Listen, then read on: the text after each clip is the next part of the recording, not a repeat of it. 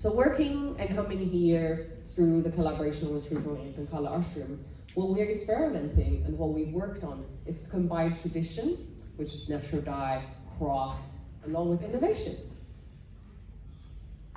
So this is the exhibition we produced for 2024 at London's biggest sustainable textile sourcing industry showcase. And we presented the climate positive microbial colors in these cute baby or doll-shaped, doll-sized garments, and then telling the story of the microbes, as well as showing some meterage that we've dyed underneath. And this year we even go even further, that we had a flow of a stand with the flow of how the microbes work. On the top you see the green little glassware with the microbes. We dry them, we harvest them, and then we can use the colors into different formats, whether that's pieces of clothing, whether that's homeware, whether that's just in meterage. And then we also touch on the dye effluent and the waste coming from this process. So together with Arun, we understand, how can we, because we're using a bio-based dye and color, and actually obviously you're gonna have wastewater, that is colorful wastewater embedded with dyes. In the traditional way, when you work with synthetic dyes, actually up to 50% of the synthetic dyes would still remain in the effluent. And that is really tricky, because first of all, you're adding a lot into the dye bath to oversaturate the fabrics. But then what that means is that not only just in the effluent, in the factories, but in the effluent which you then wash at home, all the water is also coming out colored and embedded with synthetic dyes, which you can think of it as microplastics. So in our case, we also showcase a small example of how in the bio-based system, actually, the colorful water is just with bio-dyes, biodegradable agents, along with water. So what we can do is that we use a very simple mechanical process to separate the water and the dye sludges. And the dye sludges can be dried, which they can then be composted, or we can extract further nutrients to feed back into the microbes to build a circular color production system. And on the other hand, the water, through the physical, simple mechanical filtration process, becomes more and more transparent, which we can then also use, again, feed back into the circular system, or we can use it to water plants, for instance.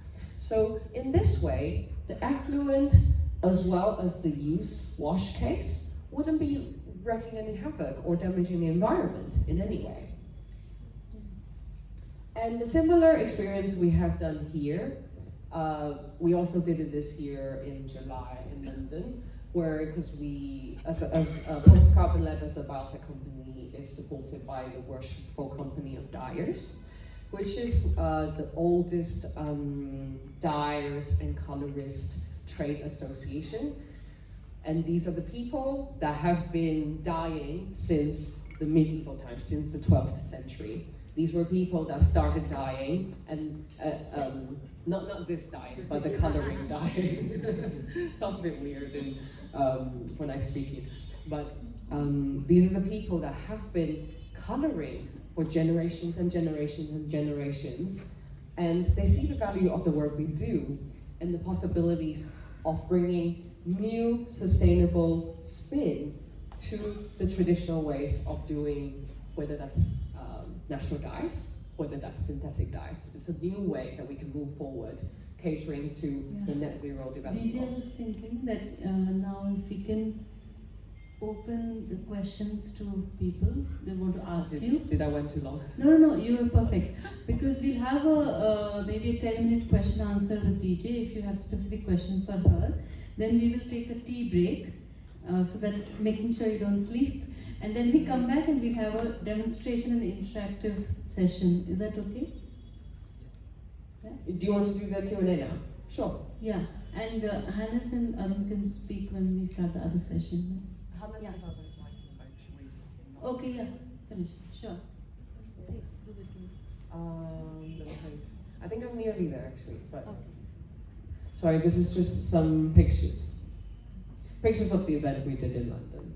So we did speed dyeing, block printing, hand painting. These are all made with BioColors as well, and you can see the beautiful outcomes coming from microbial colors as well as botanical. But this is the part that Hannes was going to come. But should we do some questions first then? And then Hannes can take over. Exactly. I think that will be good. Should we do make that? sure, yeah, people would interact. So we'll have the mic sent around. Please put up your hands if you have any questions. Yeah, right there. Thank you. And the people from the back.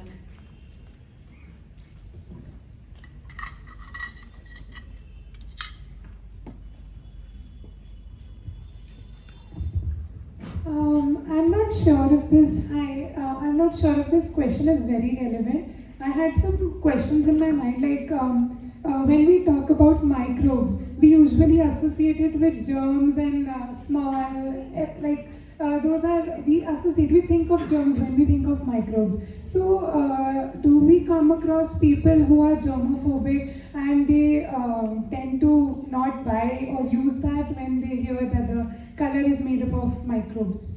That's a very good question. Thank you for bringing that. And yes, we have answered this question maybe 1,000 times along our journey. And remember we had COVID? Everybody was thinking, oh, that's microbes. But actually, there's microbes, and they're so different. They're sort of like their own, it's a bit like saying, if you say microbes like COVID, it's the same as what we use. It's like saying we're all monkeys. Humans are all monkeys. That's the kind of same level of generalization that we're making here. So in the microbial kingdom, there are things, there are virus, there's bacteria, there's fungi, there's yeast, and there's what we work with, the photosynthetic microbes, which are microalgae and cyanobacteria. And they're all, each of them, in their own kingdom. So because they're so small, because we can't see them with our bare eyes, so there's actually a lot of microbes that's still yet to be discovered. And a lot of them are like, oh, they come up and we're like, oh, we sequence their DNA and then people still don't know what they are. And this is very common in the microbial world. And I work with scientists from the Natural History Museum as well, who goes to the polar regions to sample microbes. And they're like, oh my God, this is an ancient microbe that we've never seen before. And so in the microbial world, there's still so many and so much things we can learn and discover. And when you say, germs is bacteria. Bacteria also, there is good bacteria, as in they can do very positive things for us. There's also bad bacteria in terms of they're pathogenic. But there's also something that is facultative, I believe. So what that means is that it's sometimes good and sometimes bad, depending on the environment you give it to the microbe. And we really, really should stop putting microbes all in the same basket. That's like saying monkeys and humans were all in the same basket. So we should try to learn to understand their nuances and the differences between different types of microbes. I know I use the word microbe here because I'm talking about both algae and cyanobacteria. So biologically speaking, they are in two different, this is going to be too deep in terms of a microbiological class, but it just, the difference between that is whether it has a nucleus in the organs of the microbes, or it doesn't have the organelle. So I say microbe to make it correct because it's not just bacteria, but it's also not just algae. But for the moment, these colors you see here, they're made with microalgae and cyanobacteria. So they're not viruses, they're not germs. And I hope that kind of answers your question a little bit. Thank you so much. And also we have so many microbes in our body. We wouldn't be alive 100%. if there were not microbes inside.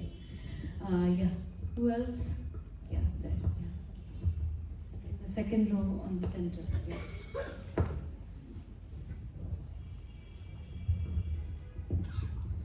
I'm not sure if this makes sense, but let's say, as you said, there are good bacteria and bad bacteria. But my question is, how do you say that once you convert it into colors, how do you say that the microbes still do generate, right, or do they just stop?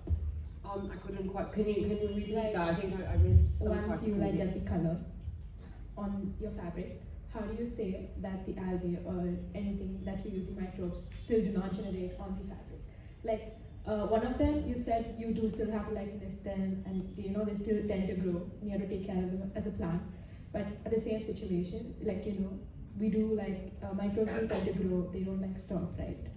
Are they alive when they are on the color on the fabric? Will they keep growing there? I Yeah, think that's the like, kind do of they- question. Okay, so this is a bit of just a technical differentiation, really. So the microbes that we use for the colors, they wouldn't grow continuously on the textiles anymore, and that is done. How you make sure that is the case is because we understand that the cell walls are already broken. What that means is kind of like the microbes are technically dead because they make the products, and then we would break the cell walls, and then the colors would come out. So we take the compounds that's generated. So that wouldn't be reproducing on textiles anymore. What we said before, which is the photosynthetic coating we did, the photosynthetic coating will continue to live. But that's why it's really important to use something we call biosafety level 1, which is a different way that people categorize the safety level of microbes. Biosafety level 1 means it's not pathogenic, it's not toxic, and what is very likely the case is that you're already breathing it, eating it, and then smelling it. It's already inside your body. And as long as you don't provide it with a very, as long as you don't try to cultivate it to a mass amount and then drink it or eat it deliberately yourself, it will be really safe. So that's the differentiation of whether, because your question is about whether it's alive or not, whether it reproduces. So it's also not that easy for microbes to design and control the growth of microbes. So apart from the ones that's already there, if you want to force something to grow, to happen, you have to provide the environment for it. And on the textile surface, what is desirable for it to grow is already there. And that would happen, say, during transport or during storing it in the cabin, in the cupboard, in the wardrobe, whatever. So I hope that answers your question. Does that answer your question? Yes. And then can I just add like one more part? Like, what about like causing allergies? Like, Yeah, very good question. So, Allergy, I think chemicals cause more allergy than maybe more isn't it? you're talking about microbe-specific allergy, right? Yes. So let's separate this slightly. So allergy is caused by allergens. So allergens are compounds or products. Sorry, product might be confusing. Allergens are compounds that are known to trigger some sort of inflammatory response in your body. So things like, in my case, gluten, I'm gluten intolerant. So those are the things that cause allergies, right? But also in synthetic dyes and synthetic chemicals, they are toxic to the extent, they're somewhat toxic or there's no toxicity to trigger inflammatory responses on the body, on the skin. That is what causes allergy. So in our case, because the microbes we use are not known to exhibit or showcase any toxicity to start with, and they're not pathogenic. What pathogenic means is that it will give you disease. So it's obviously, if you choose certain microbes that is known to be, giving people disease or giving people bad response on their skin, those wouldn't be the ones we work with to start with. Thank you. Mm-hmm.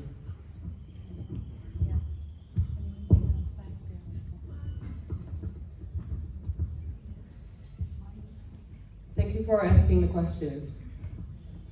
Hi, my name is Alina.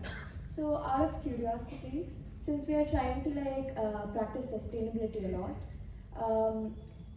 as I've noticed in fast fashion, we try to get rid of clothes that are which bleeds color a lot.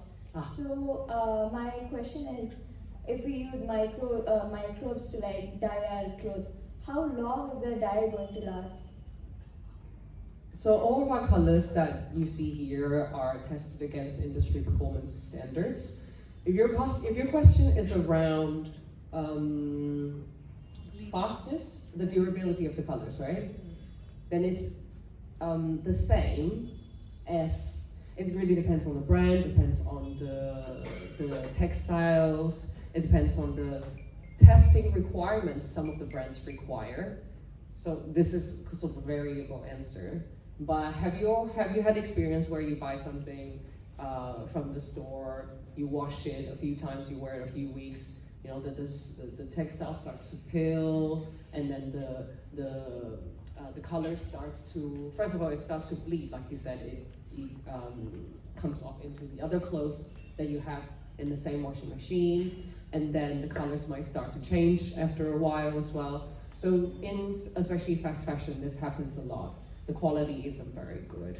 I mean, but in all honesty, our colors are probably really great for fast fashion, because not to say that it's the one that should be for it, but if fast fashion uses biocolors instead of synthetic colors, it would be reducing its carbon footprint.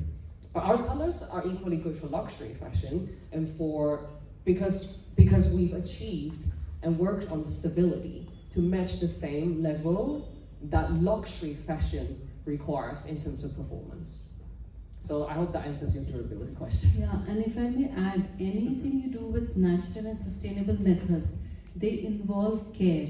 It's not uncare. You can't just throw it and use a very strong alkali bleach detergent on it. You still have to use a mild pH neutral detergent. You have to dry it in shade. You have to care for them. Yeah, it comes with care.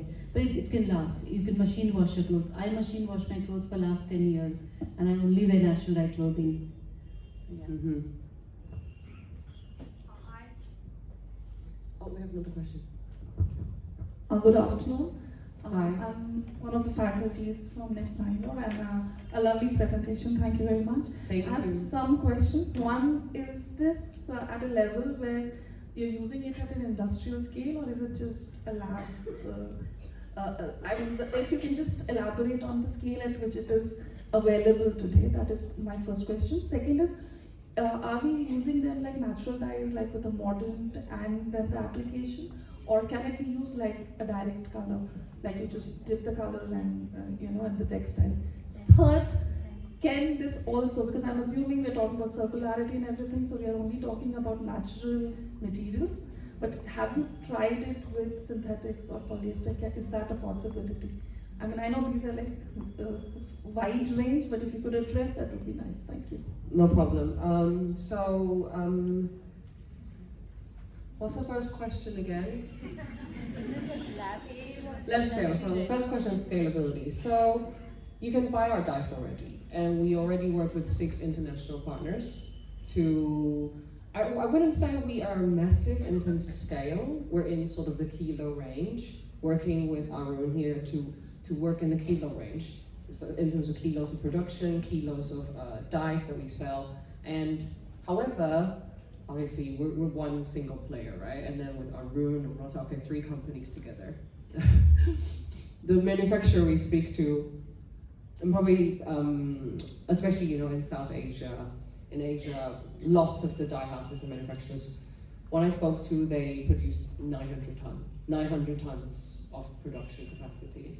We want to reach sort of the tonnage milestone in the next 3-4 years to be able to cater to a larger audience. What we know is that the market is massive because everybody needs to hit their net, whether it's a government, whether that's a brand, everybody needs to hit their net zero target. But is there a lot of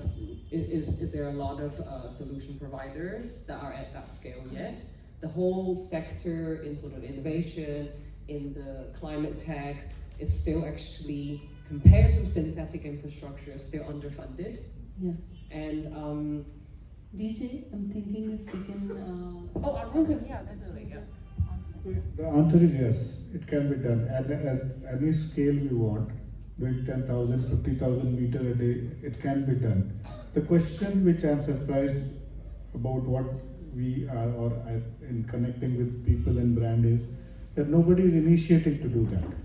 So it's already proven. We have a prototype. My machines are running. If anybody wants to see 10,000 meter to be done, We can show it with microbial dyes as well as natural dyes.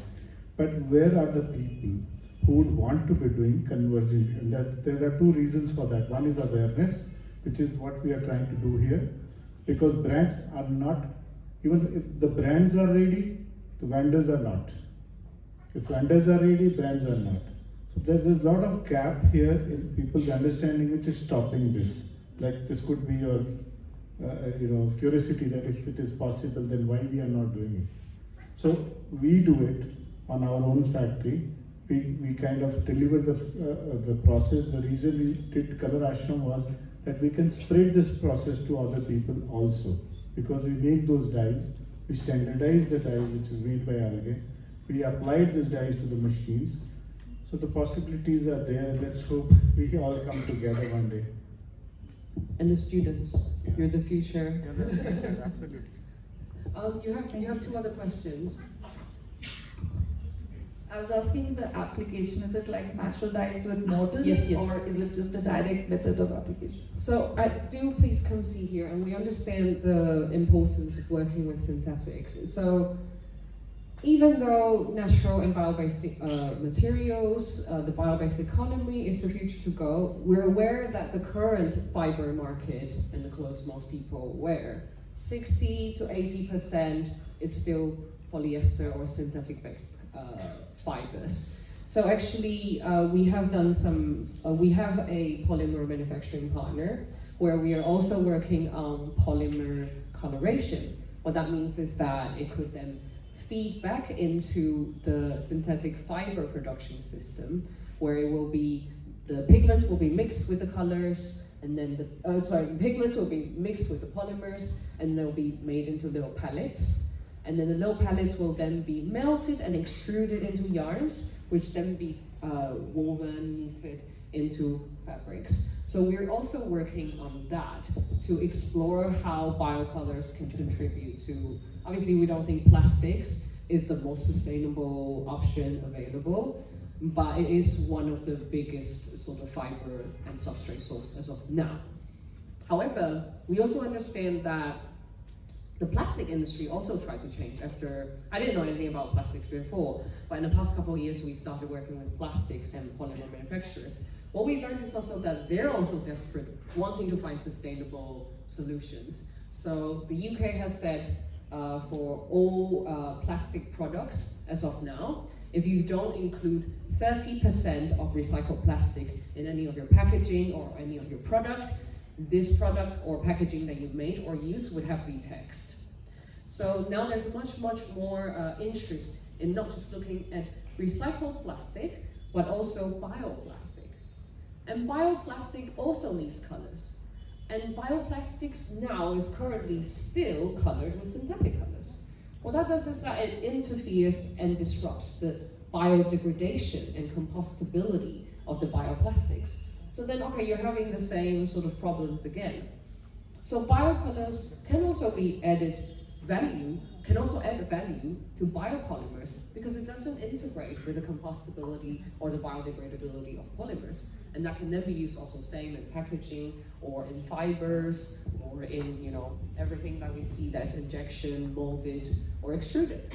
So there's also quite a lot of applications in there that we're exploring. To make it shorter in a way, there are moderns are basically which combines the color, and because these are also like pigments, so it also has this mordant, but these moderns are natural. We have imbibed it with the dyes itself. So there's no second mordant or pre or post mordant needed for this. Yes, it's one single side, and another dyeing it for any synthetic, it will take up the nylon. Nylon does get dyed with this easier. Like any natural dye does, there are 4 or 5 colors which comes into very good fastness range also. So the possibility of nylon is there, polyester also some 1 or 2 shades can come in, but it's a long journey, and personally I'm not interested to explore that myself. So the dyeing of nylon till it has happened, and also bioplastic, like she says, is also very much there with sequencers and all other things which has been using. It's possible to do that. Okay.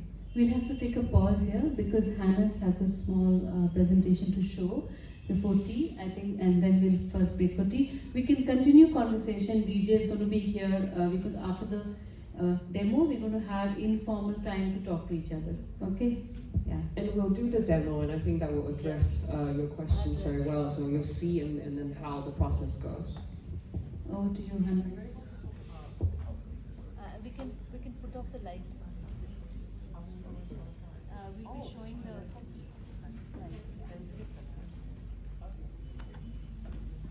I guess there's quite a few slides, so we'll just skip that if you want to talk about.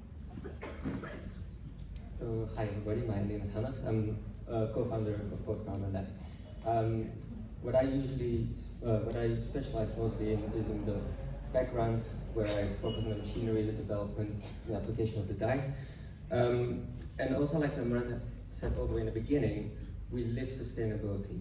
It's not just our end products that we want to promote, but it's throughout our entire development of the product, the sustainability research, all these things. We always have sustainability in mind to not have any or minimize our impact on the environment, just to get that product that shifts the needle a little bit to a more sustainable world. I'm just going to skip over these few slides here, just to keep it short. So from the beginning, since we're a very young company and we have full control over what we do, we put in this sourcing policy in place, where I think it's quite unique in mainly the European setting or in the UK. I think it's more common here in India, which I very much appreciate, is where we have a tiered hierarchy of how we source our materials to do the research. So we first start with like scavenge or forage.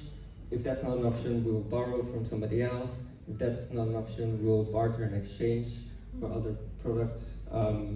If that's not an option, then we'll rent, which is the first time like we'll have an exchange of money. If that's not possible, we'll buy second hand.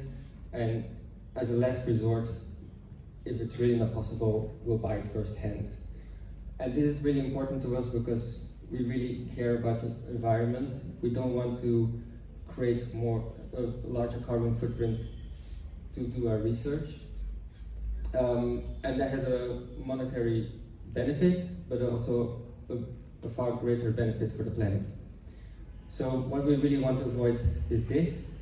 It's all the research, like there's many bio startups that go into research, but they still produce huge amounts of waste, which ends up in the environment and affects the planet. Sorry for the people who are a bit lighthearted, but this is something we come across, and this is just a very clear message of think about what you're doing, and no matter the outcome of your project, think about how you're doing it as well.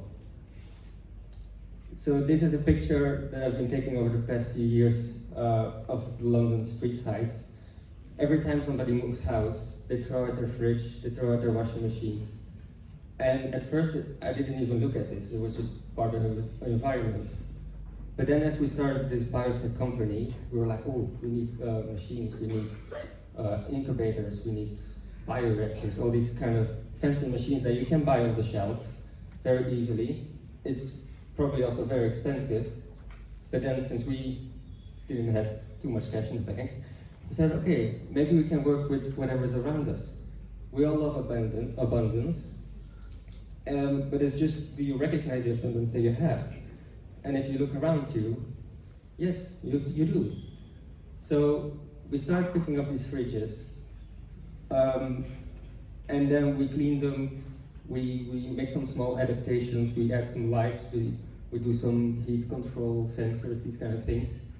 And there you have it, you have an incubator.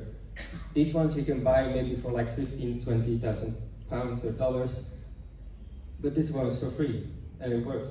Our microbes are very happy in these incubators. They grow and they prosper. And then these incubators, for instance, they're like these flatbeds, a really big petri dish, because of course you have to upscale from from a small disc that's like 10 centimeters big, and then somebody asks, I want a t-shirt. Well, how are we going to do that? So we developed our own ones, but then, of course, a lot of materials have to go into this. And then we found like windows on the street. We're like, okay, let's use that, and then we make some adaptations, and we have these like very large petri dishes. So then we were able to make those prototypes that BJ showed in the beginning. And then starting to work together with Arun, this is also for application of just a regular dye. He said, oh, we need like a 400 liter dye effect.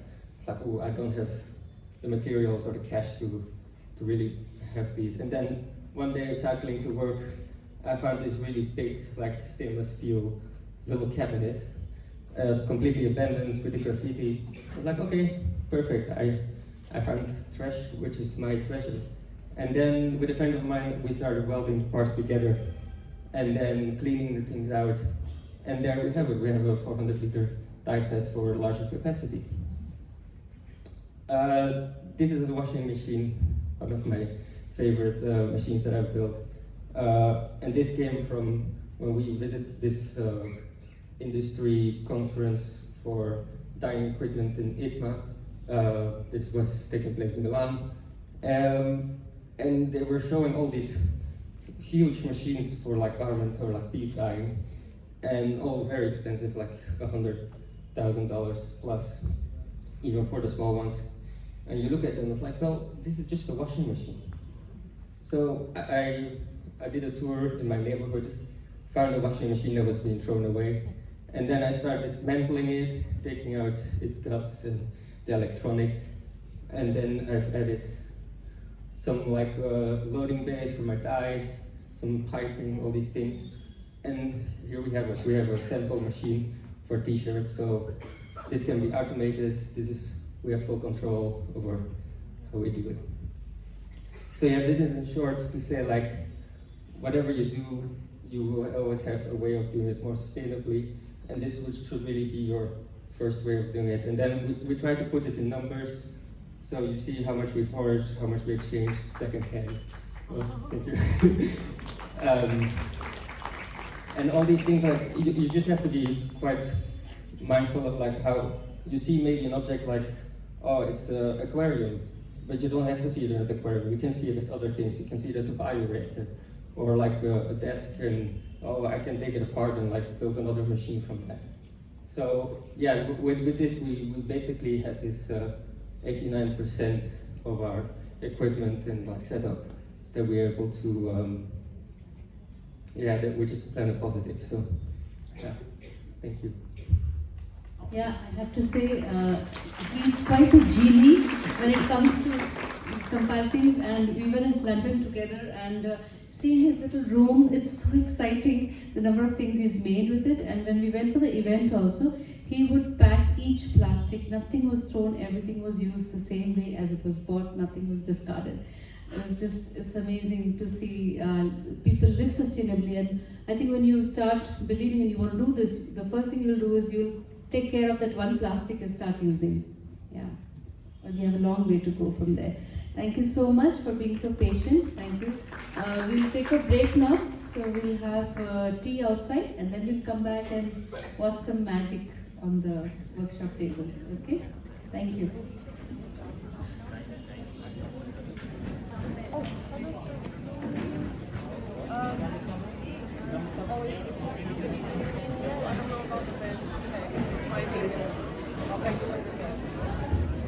I request everyone to go for tea break and come back as soon as possible so that we can resume the event. Everyone can please be back in 15 minutes, that will be 3:45 p.m. There's tea for students also.